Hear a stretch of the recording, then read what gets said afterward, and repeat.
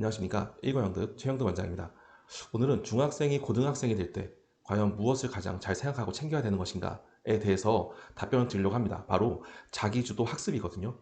그래서 우리가 고입 전형을 자기주도 학습 전형이라고 이야기하는지도 모르겠습니다. 어찌되었건 우리가 이 자기주도 학습을 잘 해야 되는데 이것은 의미도 너무 어렵고 방법도 너무 헷갈린단 말이죠. 그래서 오늘 한번 잡아보려고 하는데요. 핵심은 메타인지를 갖춰야 되고 그리고 진로 성숙도가 높아야 된다는 것입니다. 제가 막 이렇게 마음대로 떠들면 안 되는 거잖아요. 그래서 오늘 부산교육청 자료하고 한국교육과정평가연구원 자료 이 두 가지를 같이 사용해서 안내 드리려고 합니다. 바로 이렇게 두 가지 자료예요. 두 자료는 한 가지는 2년 전 자료, 하나는 13년 전 자료이긴 한데요. 전혀 변함이 없는 것 같다는 생각이 듭니다. 자, 먼저 우리가 중학교 때 생각을 해보죠. 우리 친구는 아주 두루뭉술하게 생활하고 있어요. 똑같은 A지만 내가 어디에 위치한 A인지 모르게 이렇게 자리 잡고 있습니다.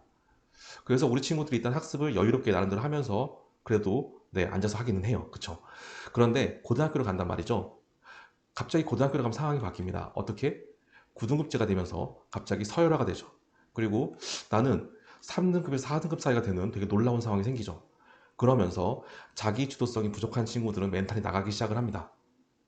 그럼 왜 멘탈이 나가느냐? 도대체 자기 주도성이라는 게 무엇이냐? 일단 부산시 교육청 일단 교육과정평가연구원 자료 볼까요? 자, 일단 자기주도 학습을 이렇게 정의하고 있습니다. 우리 친구가 처음부터 자기주도 학습을 하는 건 아니고요. 네, 우리 친구가 공부를 학교에서 배워요. 그래서 선생님이 잘 갖춰진 공부를 가르쳐 주십니다.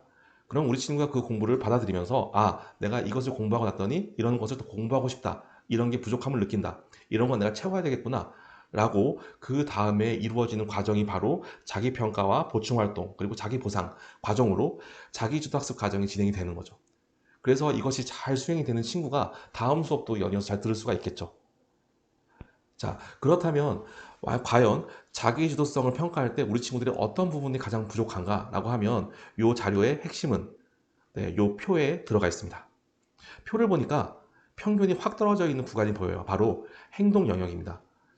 우리 친구들의 행동 영역이 부족한 부분들이 행동 통제, 그 다음에 시간 관리에 대한 부분들이구나 라는 게 명확하게 보이죠. 그리고 두 번째로 보이는 게 낮은 점수 구간이 위에도 있습니다. 바로 동기 부분인데요. 자기 효능감과 시험 불안이 엄청나게 많아집니다. 자, 어, 연속 관계라고 생각할 수 있겠죠. 행동 통제를 잘 못해, 학업 시간 관리가 잘 안 돼, 그러니까 자기 효능감이 떨어져, 시험이 불안해져, 이런 거겠죠. 그런데 재밌는 건 시험 불안을 보시면요, 표준 편차가 가장 큰 것이 바로 시험 불안이라는 걸 알 수 있어요. 한마디로 공부를 잘하는 친구들은 시험을 불안해하지 않는다는 거죠. 그 이유는 무엇일까요?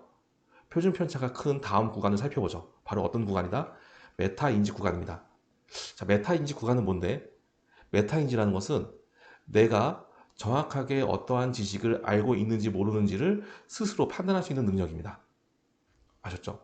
자, 그렇기 때문에 스스로 본인이 잘하고 잘못하는 점, 부족하고 채워야 될 점, 알고 확장시킬 점들을 알고 있는 친구들이 자기 주도성이 크다라는 겁니다.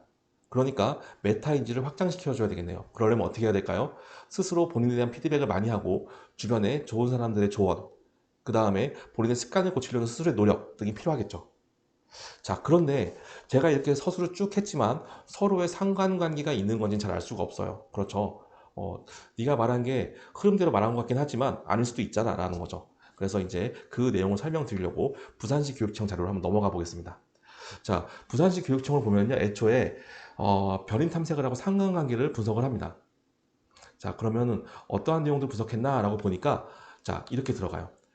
자, 여러 가지 상관관계를 봤을 때 자기 주도 학습 영역에서 다른 영역에 좋은 요인을 주는 것들, 긍정적인 요인을 주는 것들, 반대로 나쁜 요인을 줄 수도 있는, 한마디로 그 핵심이 뭔데를 살펴본 겁니다.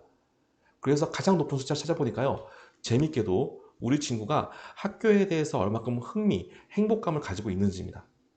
결론적으로 말씀드리자면 다 떠나서 우리 친구들이 학교에서 얼마큼 행복하게 생활을 하고 학교에서 좋은 사람들을 만나고 공부할 동기를 얻느냐가 실제로 자기주도성을 가장 확장시킬 수 있는 방법이라는 거예요. 여기에서 사실 우리 주변인들이 얼마큼 큰 역할을 해야 되는지 다시 한번 깨닫게 되고요. 우리 학교 선생님들의 역할이 엄청 커집니다. 그래서 실제로 바로 그 다음 과정이 뭐냐면 교사의 열이에요. 학교의 행복감과 교사의 열의가 큰 친구, 그것을 받은 친구가 한마디로 자기주도성이 클 확률이 높다라는 거죠. 그 다음에 연결되어 있는 게 바로 부모님의 양육 태도입니다. 결국에 주변 사람들이 얼마큼 우리 친구들에게 관심을 갖고 우리 친구들의 자기 주도성, 특히 메타인지를 만들어줄 것이냐가 핵심일 수 있다는 거죠. 자, 그렇다면 실제로 주변 변이들 말고요. 우리 친구가 개인적으로 갖고 있는 마음속, 한마디로 주변이 말고 혼자서 자립할 때에는 어떠한 역량이 가장 높은지 볼까요? 자, 바로 이 역량입니다. 학습 전략. 때문에 중학교에서 고등학교 때 올라간 시기에 학습 전략을 짜는 것들은 굉장히 중요해요 라고 얘기했더니 실제로 보니까요. 중학생보다 고등학생이 회계분석 결과 사실 상관지수는 조금 더 낮을 수도 있어요. 그렇죠. 그런데 재밌는 건 바로 위에 있는 두 개는 오히려 커집니다. 무엇과 무엇이냐면 바로 창의성과 진로 성숙도예요. 한마디로 중학교 때 자기가 어떤 것을 잘할지 고민하고 찾아본 친구들, 한마디로 진로 탐색을 잘한 친구들이 본인의 진로 성숙도를 바탕으로 이 활동 저 활동을 하면서 스스로 자존감을 만들어 나가고 스스로 공부하면서 자기주도 학습력을 키운다는 거죠. 자, 내용 볼까요? 부산 지역의 중학생, 고등학생들은 이러한 것들을 했는데 자기주도 학습과 학습 전략, 진로 성숙도, 창의성을 연계한 교육 프로그램과 정책이 중요하겠다라고 이야기를 하고 있죠. 그게 바로 어떤 정책이죠? 지금 이야기하고 있는 2022 개정 교육과정과 고교학점제입니다. 그렇기 때문에 여러분, 우리 고교학점제라는 취지, 그 다음에 고교학점제라는 방향성에 대해서 의문을 두지 않았으면 좋겠습니다. 그리고 우리 친구들 지금 중학교에서 고등학교 올라갈 때 가장 먼저 해야 되는 건 무엇이다? 자기주도성을 키운다. 그런데 그보다 더 앞서서 해야 될 건 무엇이다? 나의 학습 장점과 단점이 무엇인지 아는 메타인지. 그리고 내가 어떠한 진로를 갖춰서 성장할 건지에 대한 진로 성숙도를 키워나가는 것이다. 라는 것이고요. 고입을 한다면 그 부분들을 다시 한번 확인할 수 있을 겁니다. 그리고 그게 아니더라도 여러분들 꼭 이 부분들을 챙기고 올라가셔야지만 고등학교에서 잘 적응할 수 있다는 것. 두 가지의 연구 보고서로 확인되었으니까 모두 화이팅입니다.